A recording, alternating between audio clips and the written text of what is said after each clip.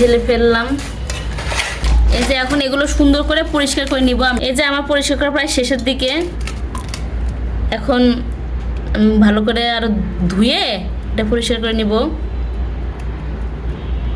একদম চুল নাই বললে চলে।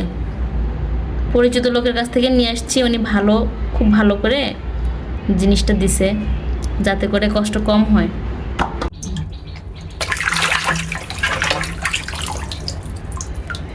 এই তো আমি এগুলো সুন্দর করে ধুয়ে নিচ্ছি। যেহেতু অন্ধকার, বেসিনের এখানে অন্ধকার, ভালো মতো দেখা যাচ্ছে না। সুন্দর করে ধুয়ে তারপর আলোতে নিয়ে দেখাচ্ছি কিভাবে পরিষ্কার করলাম। পাখি আপা কি করতেছেন? এই যে এগুলা ধুইলাম, এগুলা তো সুন্দর করে ধুইছি, পানি দিয়ে ধুয়ে পরিষ্কার করে এখন এগুলো বসাই দিব। ঠিক আছে? গরুর পা? হ্যাঁ। নলি?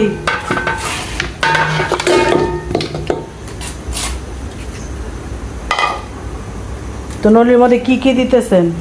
এই যে পেঁয়াজ দিয়ে দিব।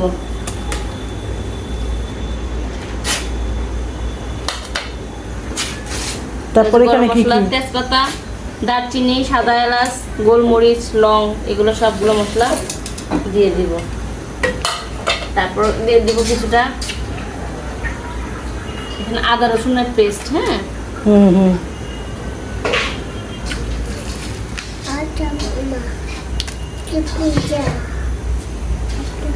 তারপর দিয়ে দিব হলুদ। আমি একটু কমাই দেই। তারপর দিয়ে দেবো মরিচের গুঁড়া। বাচ্চারা খাবে তো, এই জন্য ঝাল একটু কমাই দিলাম। আবার কাঁচা মরিচও অ্যাড হবে এটার সাথে। এটা পরে, এটা আগে এখন পানি দিয়ে জাল করা হবে। তারপর দিয়ে দিচ্ছি পানি।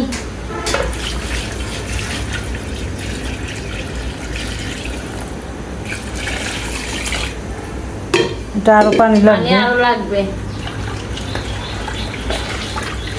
আরো পানি দিয়ে এটা জাল করা হবে। হ্যাঁ। এই তো এখন নিয়ে যাচ্ছি চুলার কাছে। এটা আস্তে আস্তে কম করে জাল দিয়ে রাখবো, আস্তে আস্তে জাল হবে। এই যে এগুলো সিদ্ধ হয়ে আসছে, এখন আমি এটাকে সুন্দর করে বাগার দিয়ে দিব আর 10 মিনিট পরে। তারপর আমি জিরা আর এখানে সাদা এলাচ তেলে নিছি, এগুলো এখন গুঁড়ো করে তারপর দিয়ে দিব। এখন পেঁয়াজ দিয়ে দিলাম আর সামান্য তেল দিয়ে দিলাম, কারণ এগুলোতে প্রচুর পরিমাণে তেল থাকে। তেল দিয়ে আমি এটাকে বাগার ভেজে নিব বাগারের জন্য। তো আমি পাটার মধ্যে এগুলো গুঁড়ো করে নিচ্ছি। অনেক সুন্দর একটা ফ্লেভার চলে আসছে। এগুলো যখন মশলাগুলো ওটার মধ্যে দিব তখন আরো সুন্দর ঘ্রাণ আসবে। এই যে আমার গুঁড়ো করে হয়ে গেছে, এখন আমি এটা চামচের মধ্যে নিলাম।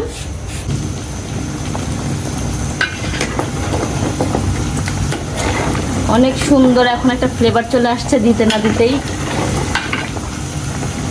এটা কিছুক্ষণ জাল করব, জাল করে তারপর বাগার দিয়ে দিব।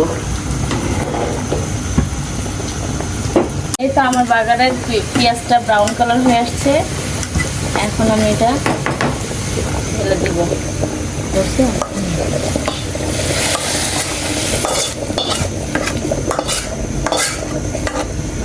তা কেমন লাগতেছে অবশ্যই কমেন্ট করে জানাবেন। আমার রান্না করা শেষ, এখন আমি এটা নামিয়ে ফেলবো।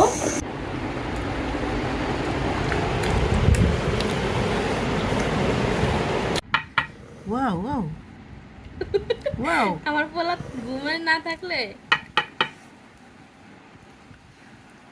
শেষ।